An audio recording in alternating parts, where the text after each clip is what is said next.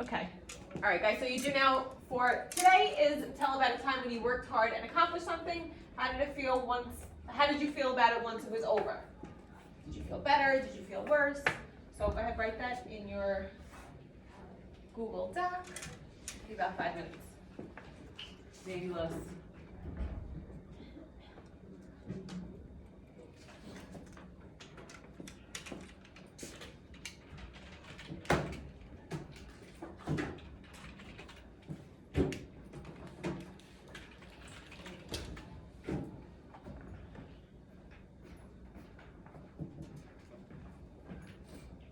Now, I've been using Grammarly for years. Now, the great thing is, Grammarly is free and easy to use. It not only helps you check your grammar,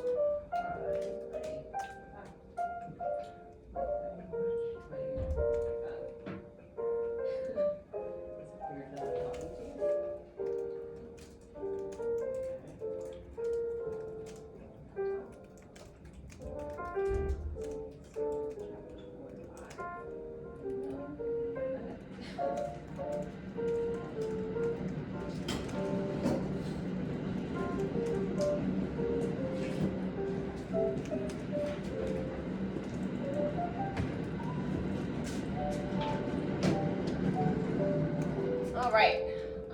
So tell me about a time when you worked hard on something and you accomplished it. How did you feel about it once it was over? It doesn't have to be a big thing, right? It doesn't have to be a milestone. It could be as simple as, the time that you completed an essay and you felt a sense of relief once it was over. So I'll give you mine. When I graduated from high school, that was a really great feeling for me because that was, it's kind of this feeling like you have your whole life ahead of you. You can really do whatever you want. You can go to college. You can, not go to college if you want to. There's kind of a sense of freedom that comes with not having to, fit into this 8 to 3 schedule anymore, right? You can start working. You can start really working towards the life that you want to build for yourself. So that was a sense of freedom for me. What do you guys have? What have you worked hard on? Joining a program. Joining a program? What program? A scholar program. Scholar program? Okay. And what kind of things did you do in preparation? Portfolio. A whole portfolio? Yeah. Okay. And then how did you feel after you got accepted to the program? Panicked? Why did they choose me? Why did they choose you? And what did I get myself into? No, you're a very good artist. I would never say that, but right? So absolutely. So sometimes when we accomplish something, it's we think of this like, oh my God, what do I do now? What's gonna happen next? What did I get myself into? That kind of thing. That's definitely a crazy feeling. Who else can give me one? Please help. Go ahead. Well, this is about wrestling. So like every day I have like practice from like 3 to 5:30, and like it was like so hard for me to keep going like the next day. Your And, body hurts, yeah, right? It's, like, sore and I was so tired. And then like I had to do like schoolwork after I came back home. So I didn't really like have time for myself. And then like it finally paid off when I went to competition and I got into like 3rd place in state, so like it paid off. You got to 3rd place in state. Yeah. Congratulations! I really admire you for joining the wrestling team. That is something that I told you that I wanted to do also, like when I was in high school, and it's something very bold, and it paid off for you. So I'm very glad. You proud? Yeah. Okay, yeah. So you feel a sense of accomplishment. Love it, love it. What about you, Alvin? Did you ever finish a video game? How do you feel after you finish the video game? Normal? Okay, so absolutely no change whatsoever. All right, so we are going to read chapters 4 and 5 of Frankenstein, and this is when Victor finally creates the monster, right? So this is all of his hard work has come to a climax, I'm going to say. Before we get to that, I just want to go over with you foreshadowing. So do you all know what foreshadowing is? Seeing into the future. Seeing into the future, right? So that's, yes, in short, so foreshadowing is when an author mentions or hints something that will happen later in the story.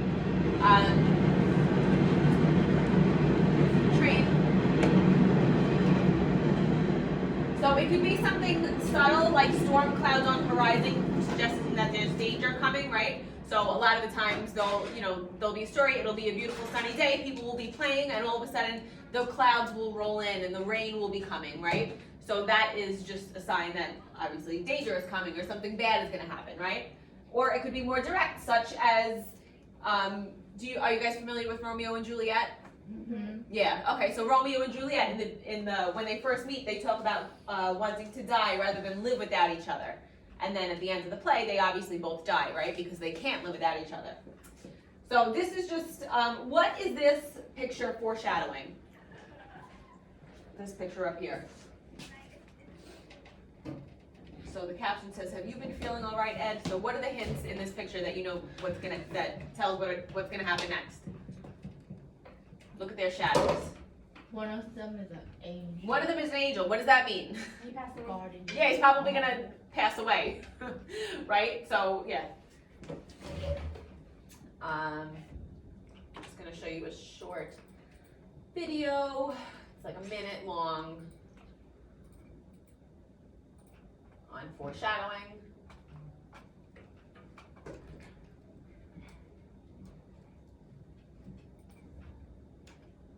Oh no, it's frozen.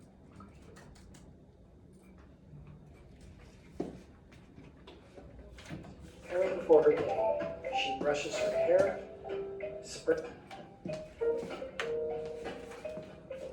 A young woman is preparing for her day. She brushes her hair, sprays on a little perfume, opens her drawer to get her scarf,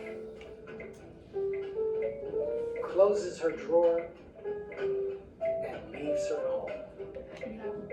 Wait a second. Did you notice something unexpected? Mm-hmm.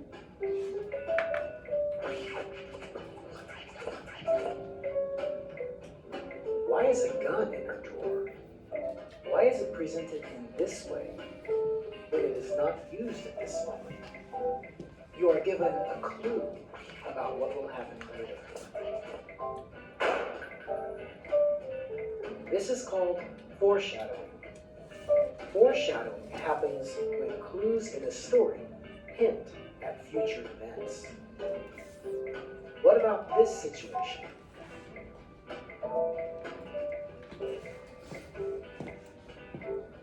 Who is the man in the photograph? What might the photograph be foreshadowing?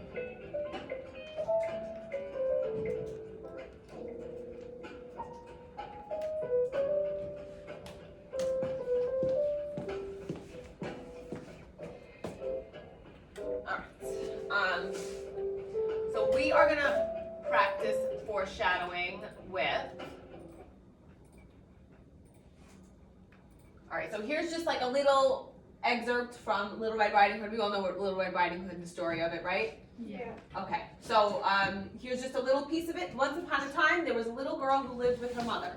Her mother asked her to take her old and lonely grandmother some food one day. Don't stop along the way. Go straight to your grandma's house and back. Don't talk to any strangers, and watch out for the wolf in the woods. Now get along. So, Lorena, what sentence here shows foreshadowing?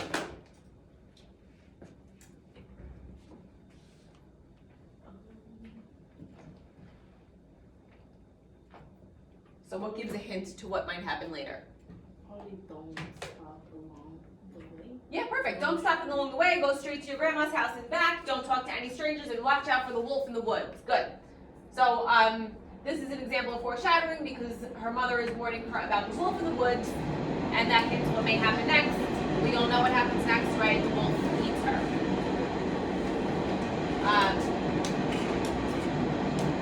So foreshadowing is important because it adds dramatic tension, it creates suspense, it conveys information to help the reader understand what comes later. So a lot of the times the characters in the story don't know what's going to happen later, but we can pick up on hints, so we can kind of have a little clue, and then that makes reading, like, it makes it more fun because then you can confirm it at the end or see nothing happened. All right, so we're gonna read chapters 4 and 5 right now, so follow along with me in your ebooks, because I still don't have the regular book. So where did we leave off? What happens when we leave off? When we left off last? Chapter 3. What is Victor beginning to obsess over? The monster. More than the monster. What is he beginning to obsess over? Life and death. Yes, life and death. Okay, so he's studying science and he's obsessed with the boundaries between life and death. So chapter 4, are we all there? Mm-hmm. Okay. Over a year passed. I received letters from my father. He was worried about me, but I couldn't stop. I couldn't write back. I had to finish my great project. Then one dark night in November, I came to the end of all my work. It was 1 o'clock in the morning. The rain fell against the window. My candle was nearly burned out. I put together all my instruments so I could give life to the thing on my table. And then I saw the creature's yellow eyes open. It breathed hard and its arms and legs shook. How can I describe this thing I had worked so hard to make? He was very tall. I had chosen his face as beautiful. Beautiful? How wrong could I have been? His long hair was black and shiny. His teeth were white and perfect, but these things made the rest of him seem even more horrible. His yellow skin barely covered what was underneath it. His eyes almost matched the color of his skin. He had black, straight lips. This was what I had worked on for almost 2 years.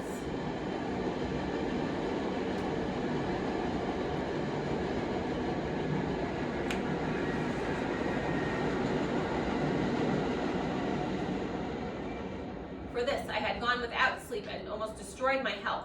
I had worked for a beautiful dream of creating life, but in that moment, all the beauty was gone. I was filled with horror. I ran from the workshop to my bedroom. I kept walking around the room. I couldn't sleep. I don't know how long I walked. Finally, I wore myself out. I fell down the bed and went to sleep. I dreamed I saw Elizabeth. She was young, healthy, and beautiful. When I took her in my arms to kiss her, she changed. Her face looked dead. And then for a moment, I thought I held the dead body of my mother in my arms. I could see worms crawling all over her dress. I woke up with a start. The dim yellow light of the moon came through my bedroom window. Then I saw it, the thing I had created. He lifted my bed covers. His yellow eyes looked straight at me. His black lips were set in a horrible grin, but his mouth came in an awful sound. He may have been trying to talk, I don't know. He reached toward me. Maybe he wanted to stop me from running, but I got around him and ran from the room. I ran outside and I spent the rest of the night in the yard walking back and forth. Then when morning came, I began walking through the town. I had no idea where I was going. I just knew I couldn't go back to that house where the creature waited. After a time, I found myself in a place where I saw stage coaches stopped. One of them was coming, and I knew it was from Geneva. As I watched it, the coach stopped. The door opened, and my friend Henry stepped out. He saw me right away. "My dear Frankenstein," he said, "how glad I am to see you, and what luck that you are here to see me." We shook hands warmly and began to walk toward the university. When I saw Henry, I forgot the monster.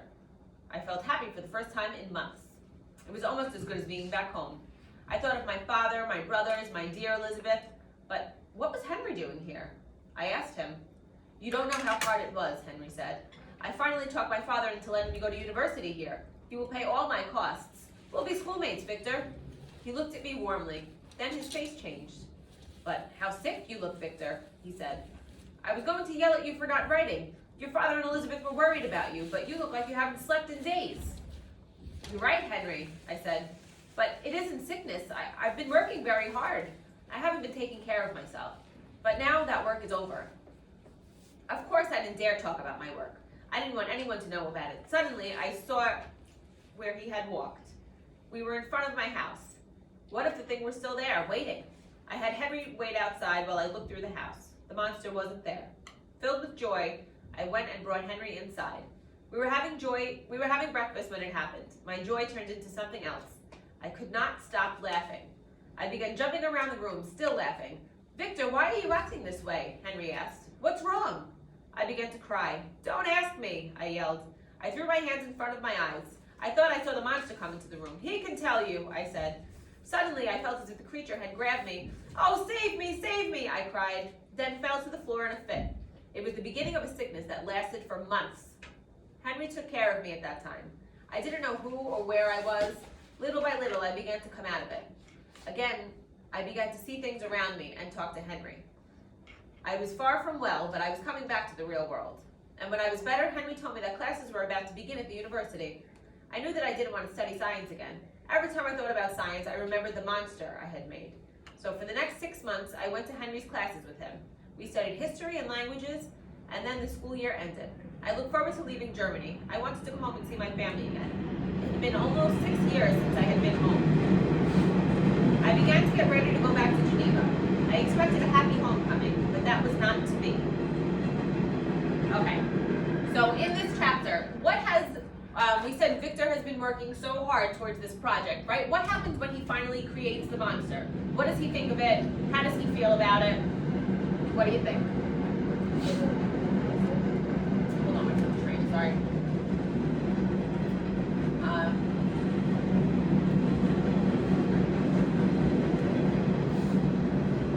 What'd you say? He doesn't like the monster when he created it. Right, he doesn't like it. Why? What doesn't he like about it? That it could be like perfect and it looks ugly at the same time. Yeah, right. Like he made it to be a perfect, a beautiful human being, right? Long hair, white teeth, but the creature scared him, right? He didn't even call him a creature, right? He didn't even call him a person. He called him a creature. That's how he looked. He was tall and intimidating. So after this, how does he feel about science after his creation had failed? Oh, Destroyed it. That was like he remembered what he created. Right, so he didn't want to think about science anymore because every time he thought about his science project, that made him think about the monster. So, yes, exactly. So now you are going to go in your chart. The first 3 questions are for chapter 4. So question 1, how does Victor change as he studies for 2 years at college? In chapter 4, Victor talks about becoming capable of bestowing animation upon lifeless matter. How does he learn to do this? And how does Victor view himself after his discovery? So I'm going to put you in your groups. So put your answer here and then a quote to support. Remember we said quote, you put quotation marks around it. And then after you do the page number, right, in parentheses. Okay, so Sikwali here, you're going to work with Shelling. And then Lorena, Angela, right, hold on, I guess you can work together. And then Alvin, you want to work by yourself. Okay. All right, so you can work on the chart. Make sure you use information from the text. I want 1 quote for each of them. If you're having any trouble, pull me over. I'll be available.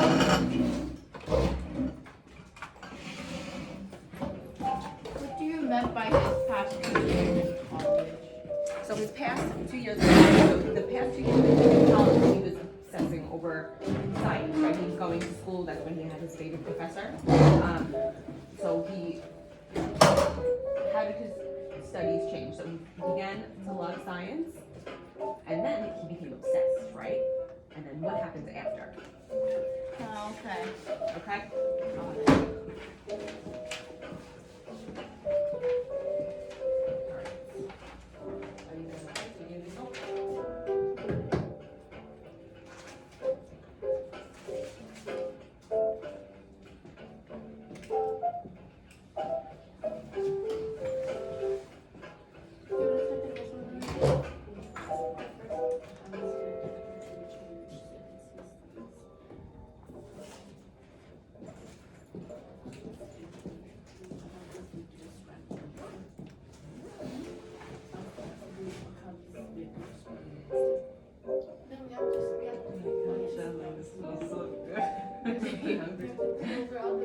Alright, what quote did you use? For this, I have gone without sleep. Almost destroyed me. Yes, absolutely, right? He went without sleep, he almost destroyed himself because he was so obsessed with this one thing that he was deteriorating. So he got very sick at the end of the chapter. Yeah. Right? What do you think? What do I think? Yes. It's like I know this teacher, and she really reads so loud. Changing the topic. Yeah, she is changing the topic.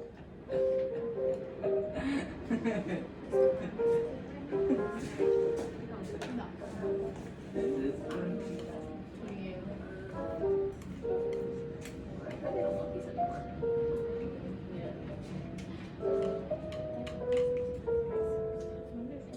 But all I know is I'm not carrying around that test and everybody else takes that shit. 12. No. Yes. 22. Yeah. I'm not carrying a big test. It's disgusting. What is it, 2 8 or B or A? Whichever one. No, moving. Sorry, not me. You guys. Yeah, So what happens? that's fine. What happens is yeah, he gets worse. So find the quote in the story where his health is declining. What did you Right, because he's so obsessed with creating this monster that he doesn't some puppies? he doesn't take care of himself. No, well that's the story. Come on, I'm sorry. That's the story. Beginning of chapter 4.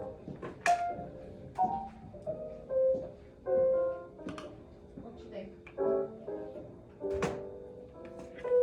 Are you looking at the story? Right, Frankenstein.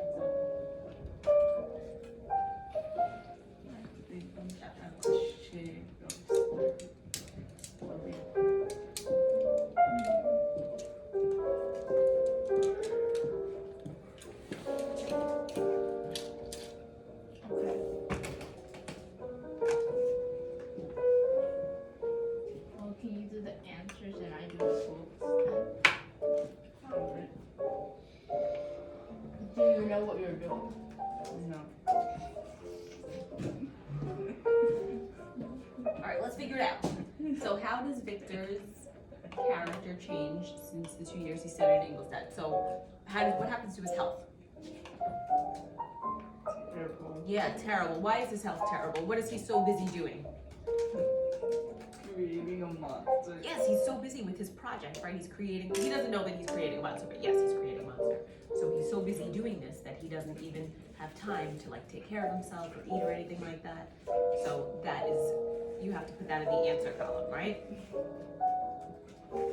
Okay. Got the giggles today?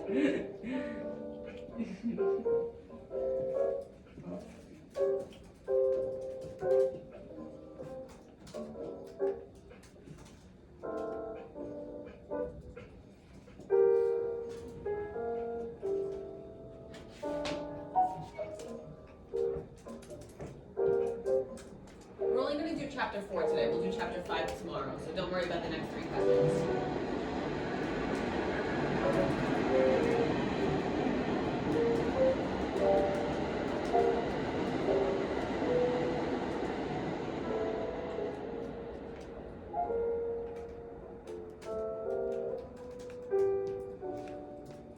Need me? You're recording. Yeah, I'm recording myself.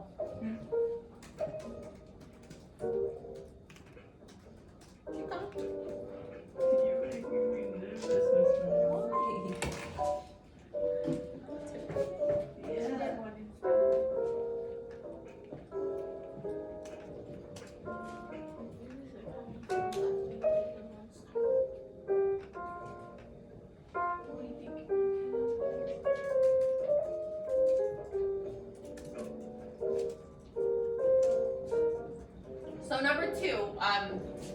capable of bestowing animation upon lifeless matter.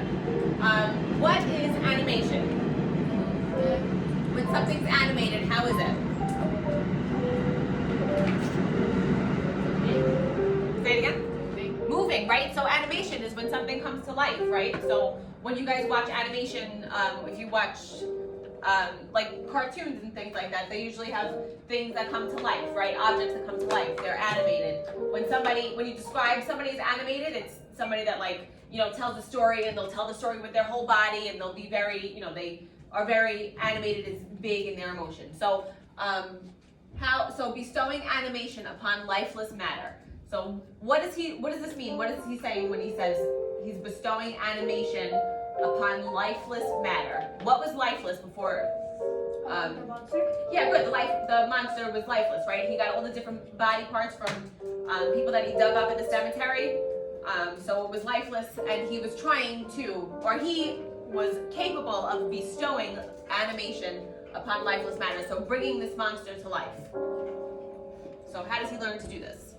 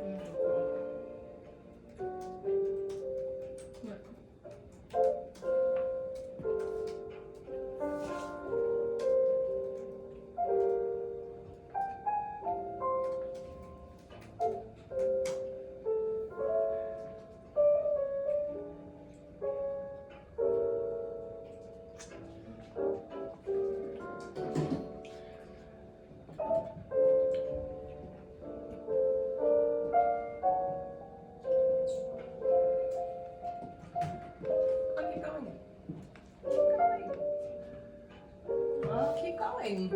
Oh, okay.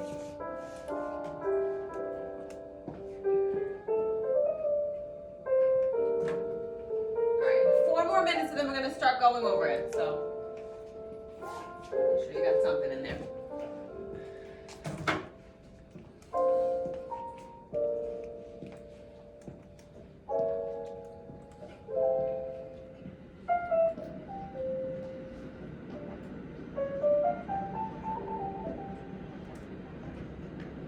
You could use the evidence from any chapter. Yes.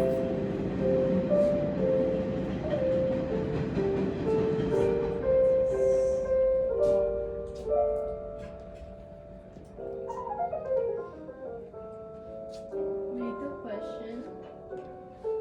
Read it. Okay, so Victor talks about bringing his creature to life. How did he learn to do that? So where did he learn all of these things about science and bringing things to life? Where did he learn all of this? I'm a scientist. So who was the scientist? My father His or co-worker. so he's going to school, he's going to university, right? So his professor, remember, was like his mentor, right? His professor like took him under his wing and taught him all of these things about animation. So when he was with his dad, he was learning about like magic tricks and stuff like that. And then when he met this professor, he realized that he can bring magic to life using science. Okay? So who taught him everything that he knew? Not entertaining you.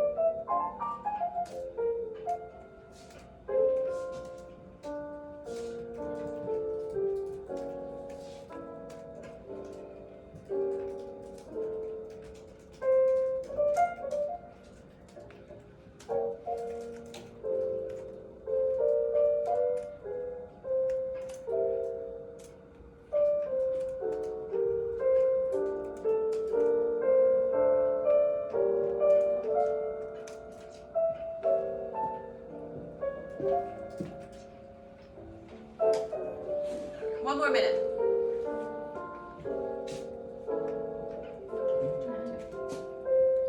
Keep going. So now how does Victor view himself after his discovery? How does he view himself and science? And he's great at it. After the creature comes to life. How does he view it? Happy. Happy. Does he ever want to look at science again after the But then what did they so get? after he created this big monster, right? What does he go on to study? Is he still studying science after he's already created the creature? No. Right. What is he studying about languages? So Like he can. yeah, so world languages, yeah. Spanish, Italian, French, Latin, probably. So it's just he's acting as if he didn't spend all those months working on this project. It's as if it never happened. All right, we're gonna start to go over it because I want you guys to do the exit ticket after the train passes.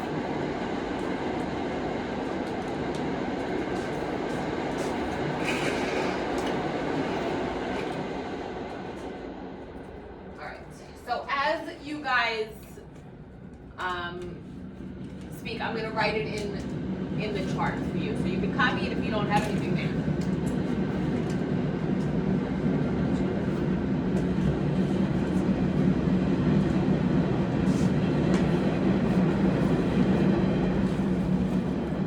All right, so how does Victor's character change as he studies for 2 years in Ingolstadt? How does his character change? How was he before and how is he now? Depressed. All right, elaborate a little bit. He destroyed his health Okay. to do his weird experiment. Okay. How does he destroy his health? Staying up all night. Yes. He is so obsessed with his experiment. He stays up all night. What else? Stays up all night. Go ahead, Lorena. He feels terrible from his project. Yeah, right. He stays up all night. He doesn't eat. He doesn't. He stays up all night. Doesn't eat, etc. Okay. So he destroys his health because he's so obsessed with his experiment. He stays up all night. Doesn't eat. Doesn't sleep. So that's a big difference than the boy who came in when he first came to college. He was excited about learning, right? What was he most excited about? Living in the Yeah, he was excited, being on his own, being independent, right? He was excited to learn. Remember, he made his mentor, right? His college professor was his mentor. He was excited about learning, and eventually he just becomes so obsessed with this, with the creation of life that he stops taking care of himself. Okay. I'm gonna add that when first got to college.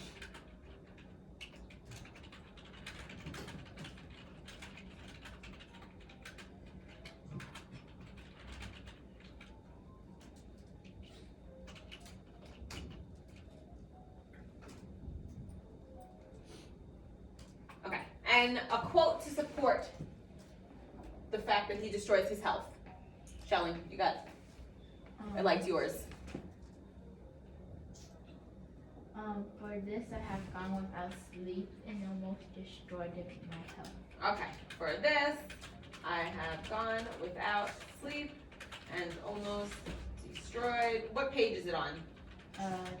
23. Okay, 23.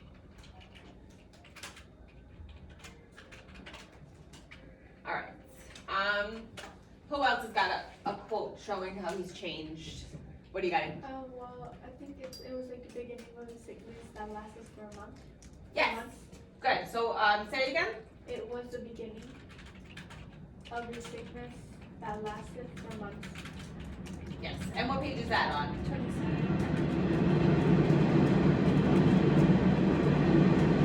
Perfect. All right, cool. Number 2, in chapter 4, Victor talks about becoming does he learn about, how does he learn how to create life? Who teaches him?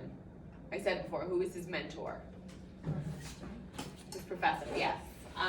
So Victor's professor teaches him about anatomy, right? He took different science classes. Anatomy. Anatomy is the study of the body. And reanimation. Okay. Does anybody find a quote where he learned something? Go ahead. Well, I knew I could make things come alive. Yes. What page is that on? 20. Okay. Make things alive. Copy that. 20. Okay, so copy this quote. Make things come alive, and then we're going to skip to the last one quickly. So how does Victor view himself after his discovery? So what happens to Victor's love of science after he has created this monster? Destroyed. Yeah, destroyed. Alvin, what do you think? How does he view himself after he creates this monster?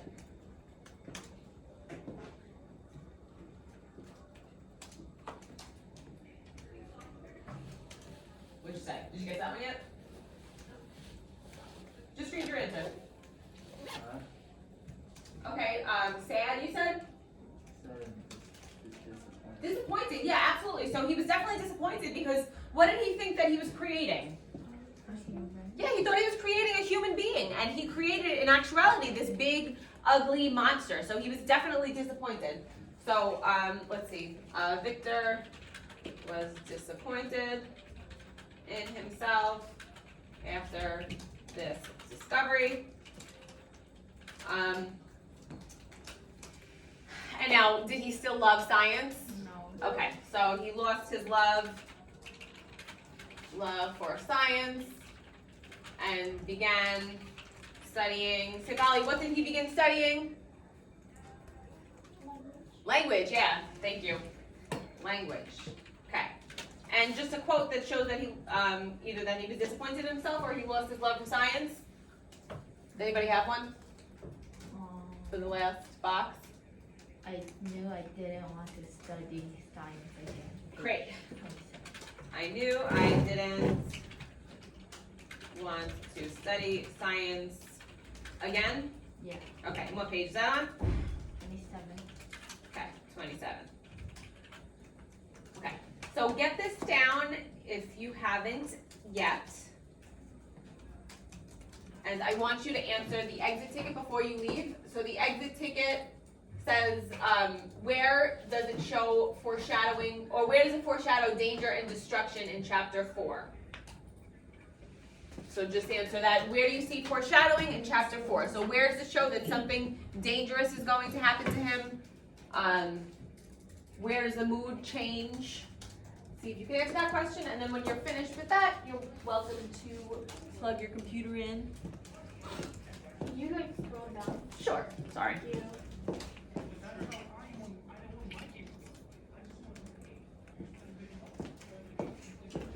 You're welcome.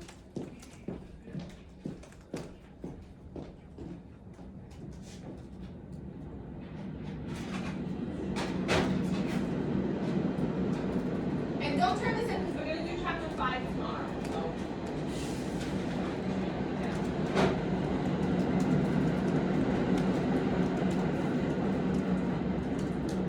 Tomorrow we're going to talk a little bit more about foreshadowing, and we're going to go over what you say, and maybe we'll write a little bit.